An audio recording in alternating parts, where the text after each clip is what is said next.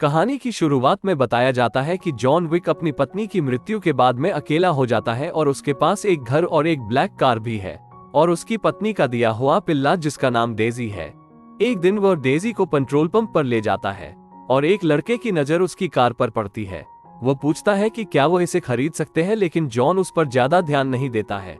ज्यादा कुछ कहे बिना वह सीधे घर चला जाता है। फिर रात में डेजी अजीब से शोर को सुनता है और चिल्लाने लग जाता है। तभी जॉन इसे देखने के लिए नीचे जाता है, तभी उसको भी पीटा जाता है। ये पेट्रोल पंप वाले लड़के थे, ये जॉन की कार लेने आए थे। यह न केवल कार ले गए बल्कि छोटे से डेजी को भी मार डालते हैं।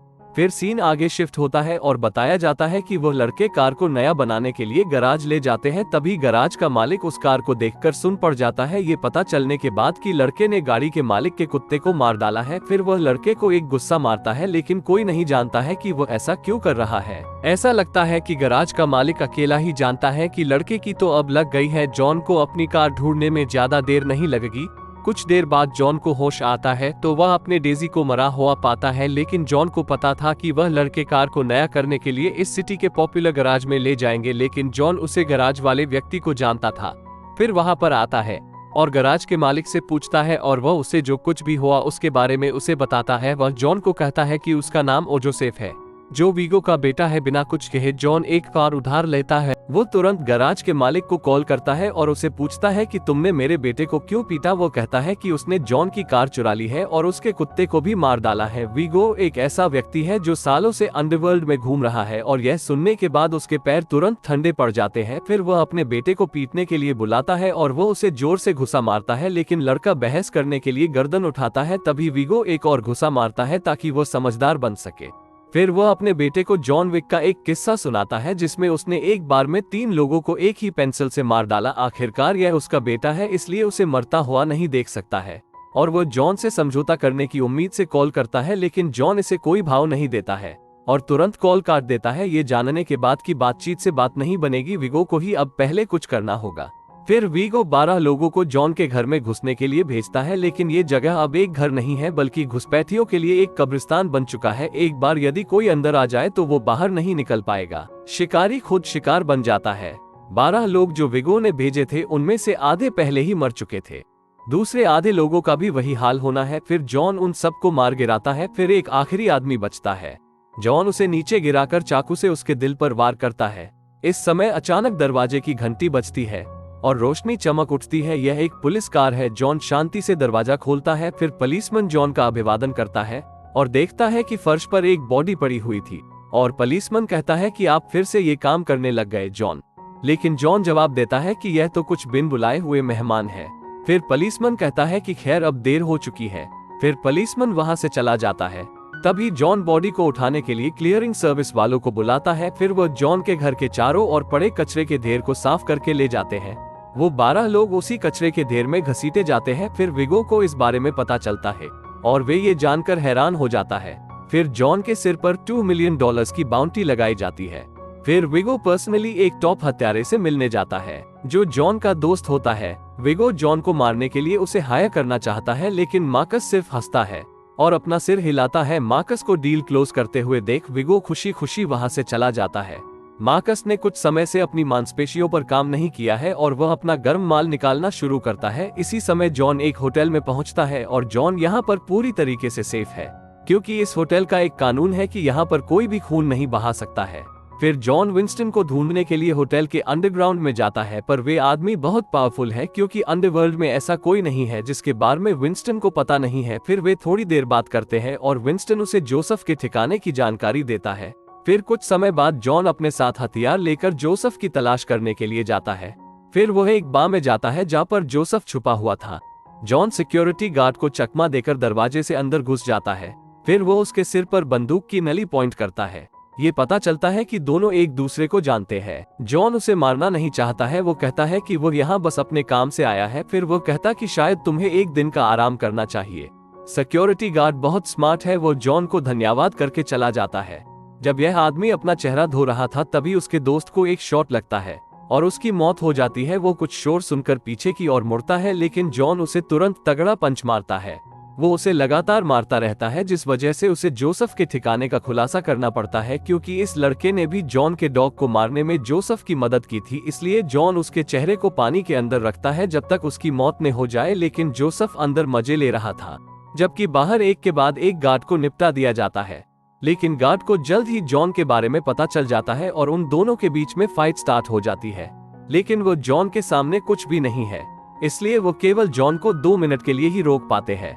जोसेफ जॉन की ओर देखता है और उसके चेहरे का रंग उतर जाता है। जॉन उसके साथियों से लड़ता है, लेकिन जोसेफ इस मौके का फायदा उठाकर वहां से भागने लगता है। फिर भी जॉन उसका पीछा करता है। मौत उसकी ओर आगे बढ़ रही है, लेकिन जोसेफ कायरो की तरह भाग रहा है। जॉन बिना बुलेट वेस्ट किए ही विगो के आदमियों को मौत के घाट उतार देता है। फिर जॉन दूसरे कमरे में जाता है, जो कोई भी सामने आता है उसे खत्म कर देता है। अधिकांश गार्ड तो जॉन के गुस्से से डर जाते हैं। इसी समय जोसेफ बाहर भाग जाता है। उसके सहयोगी उसे बचाने के लिए वहां पहुंचते हैं। अनफॉर्चुनेटली जॉन को गोली लग जाती है, लेकिन वो किसी कारणवश जॉन बच जाता है। बॉडीगार्ड के साथ आमने सामने की फाइट में जॉन उनकी पसलियां तोड़ देता है। फिर आदमी उसे नीचे फेंक देता है, लेकिन उसका मेन टारगेट बच निकलता है, इसलिए यहाँ रुकना अब बेकार है। जॉन जल्दी से वहां से बाहर निकलता है और अपनी चोट का इलाज करवाने के लिए होटल में चला जाता है। जॉन आराम करने की तैयारी कर रहा होता है, जबकि मार्कस उसे शूट करने के लिए तैयार हो रहा है। लेकिन अचानक पता चलता है कि कोई कमरे में घुस आया है। मार्कस तुरंत गोली शूट करता है, लेकिन जॉन अलर्ट हो जाता है। ये पता चलता है कि मार्किन्स नाम की एक लड़की बाउंटी के लिए जॉन को मारना चाहती है। वो ये जानते हुए भी ऐसा कर रही है कि होटल में रूल टूट जाएंगे। ये तक कि जॉन घायल है, फिर भी उसका कोई मुकाबला नहीं है। लड़ाई के बाद जॉन लड़की के मुंह को खून से भर देता है। जॉन मार्किन्स से पूछता है कि जोसेफ और विगो कहां पर है। मार्किन्स उसे एक चर्च की लोकेशन बताती है और जॉन लड़की को ने मारने का फैसला करता है। जॉन एक सूट और लेदर के जूते पहनकर चर्च में एंटर करता है। पुजारी मुस्कुराता है और कहता है कि मैं आपके लिए क्या कर सकता हूँ। जॉन बंदूक से जवाब देता है कि साइड में चलिए। जॉन उसे घसीटता हुआ तहखाने में ले जाता है और रास्ते में 2 गार्ड्स को भी मारता है। फिर वो पुजारी को दरवाजा खोलने के लिए कोड एंटर करने के लिए मजबूर करता है और 2 अकाउंटेंट लड़कियां जल्दी से वहां से भाग जाती है। वो सारा पैसा जमीन पर डालता है और एक सिगरेट से सब कुछ जलाकर राख कर देता है। विगो इसे सुनकर तुरंत वहां पर आ जाता है। जॉन पहले से ही उसका इंतजार कर रहा था। फिर जॉन गन लोड करने के बाद विगो पर टूट पड़ता है। जॉन लगातार विगो के गार्ड्स पर गोलियां बरसाता रहता है। तभी एक कार साइड से जॉन से टकराती है और वो बेहोश हो जाता है। जब जॉन खुद को एक गोदाम में बंधा हुआ पाता है, तब विगो उसे पूछता है कि क्या जॉन पूरी तरीके से वापस आ गया है, तो वह वास्तव में कोई जवाब नहीं देता है। लेकिन अपने कुत्ते की मौत के कारण जॉन अपने हाथों को फिर से खून से रंगने के लिए तैयार है। विगो फिर से सोचता है कि जॉन वैसे भी अब मरने वाला है, इसलिए वो परवाह नहीं करता है, भले ही वे कभी एक दूसरे के पार्टनर हुआ करते थे। अचानक कांच के बिखरने की आवाज आती है और एक गार्ड नीचे गिर जाता है। ये जॉन का पुराना दोस्त मार्कस है। जॉन इस मौके का फायदा उठाकर उनसे लड़ता है। फिर थोड़ी देर लड़ते रहते हैं। इस मौके का फायदा लेकर जॉन विगो की कार का रास्ता ब्लॉक कर देता है और लगातार फायर करके उसे रोकने के लिए मजबूर करता है। विगो को कार से बाहर निकलने के लिए मजबूर होना पड़ता है। जॉन कहता है कि तुम अपने बेटे का ठिकाना नहीं बताओगे तो मैं तुम्हारे मार दूंगा। विगो के पास ये बताने के अलावा कोई चॉइस नहीं रही है। वो कहता है कि जोसेफ एक गोदाम में है, उसके ऊपर कड़ी नजर रखी जा रही है। गार्ड लगातार स्थिति की सूचना दे रहे हैं और उन्हें लगता है कि सब कुछ ठीक है। तभी जोसेफ के दोस्त के सिर में गोली लगती है। उन्हें पता चलता है कि उनकी तो अब लग गई है। फिर जॉन स्विच दबाता है और गोदाम के कार को उड़ा देता है। तब सभी बॉडीगार्ड्स का सफाया हो जाता है और अब अगली बारी जोसेफ की थी। वो कभी भी इतना डरा हुआ नहीं था। बदला लेने के लिए जॉन उसे गोली मार देता है। फिर आगे बताया जाता है कि जॉन होटल को छोड़ने की तैयारी करता है, लेकिन मार्किन्स द्वारा उसे जो परेशानी हुई उस वजह से होटल का मालिक उसे एक नई कार भेजता है। विगो अपने बच्चे को खोने के दर्द में इस गुस्से को निगल नहीं पा रहा है। वो सोचता है कि मार्कस ने उसे धोखा दिया है, इसलिए वह मार्कस को मारकर उसकी बुरी हालत कर देता है और फिर वह जॉन को बताने के लिए कॉल करता है। ये सुनकर जॉन तुरंत कार को मार्कस के घर की ओर मोड़ देता है, लेकिन जब तक वह वहां जाता है तब तक काफी देर हो चुकी थी। मार्कस की बॉडी पहले ही ठंडी पड़ चुकी थी। उनका झगड़ा अभी खत्म नहीं हुआ है। मार्किन्स एक ऐसे स्थान पर पहुंचती है जहां होटल के सभी लोग उसे चारों ओर से घेर लेते हैं। क्योंकि उसने होटल के नियमों को तोड़ा है, इसलिए उसे 4 गोलियां खाकर इसकी कीमत चुकानी पड़ती है। फिर विंस्टन जॉन को कॉल करता है और कहता है कि विगो यहाँ से भागने के लिए हेलीकॉप्टर की तैयारी कर रहा है। फिर जॉन अपनी कार लेता और फुल स्पीड से विगो के पास पहुंच जाता है। वह एक कार को धक्का मारकर पुल से नीचे गिरा देता है। फिर विगो की कार एक पोस्ट से टकराती है। उसकी कार को रोकने के लिए मजबूर किया जाता है। जॉन कार से बाहर नहीं निकलता है और इसे पीछे की ओर भगाता है।